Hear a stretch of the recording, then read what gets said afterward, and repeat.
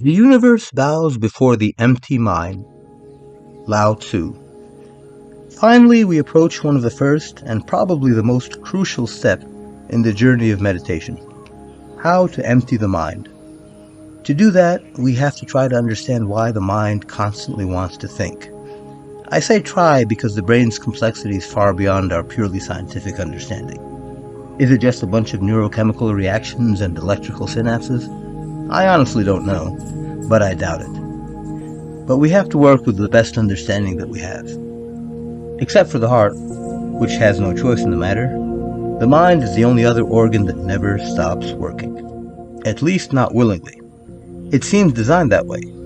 You have a forebrain that is constantly trying to make sense of the world around you. You have an occipital lobe that receives and processes visual images, and it takes the two-dimensional images formed in your retina and, as if by magic, transforms them into the three-dimensional images that we have in our head.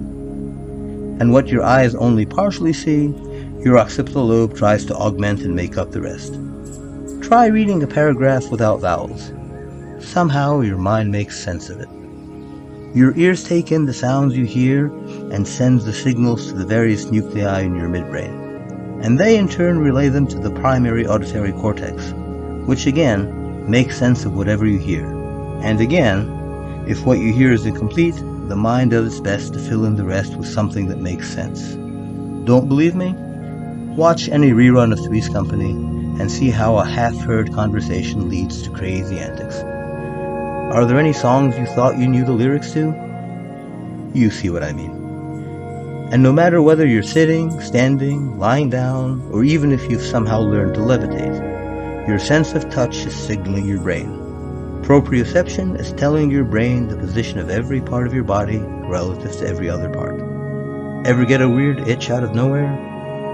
Yeah, once again, you see what I mean. And then your memory wants to replay all the day's events, for better or worse. And if your memory is incomplete, no problem. Your brain will fill in the rest. It's like an author telling a story with bits and pieces of truth mixed in with imagination.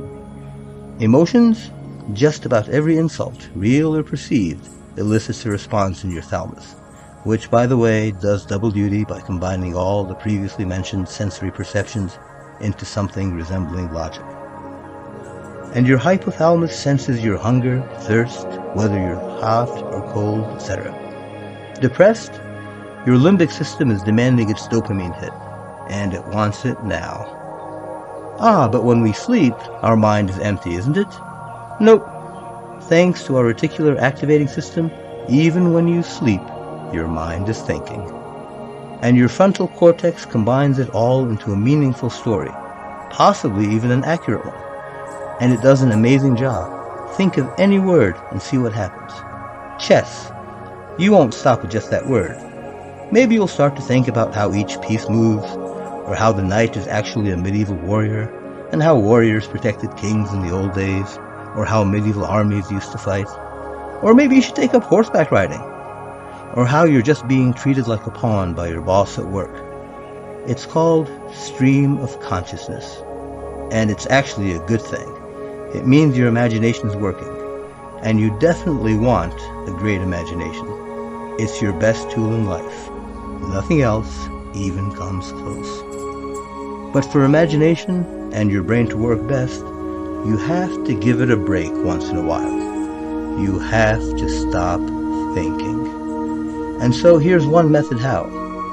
Think of a completely new word that makes no sense at all in any language you speak. What word? You may have to try out a few different ones, but you will find one. Let's try blugazug. Now close your eyes and think of the word blugazug. Don't repeat it out loud.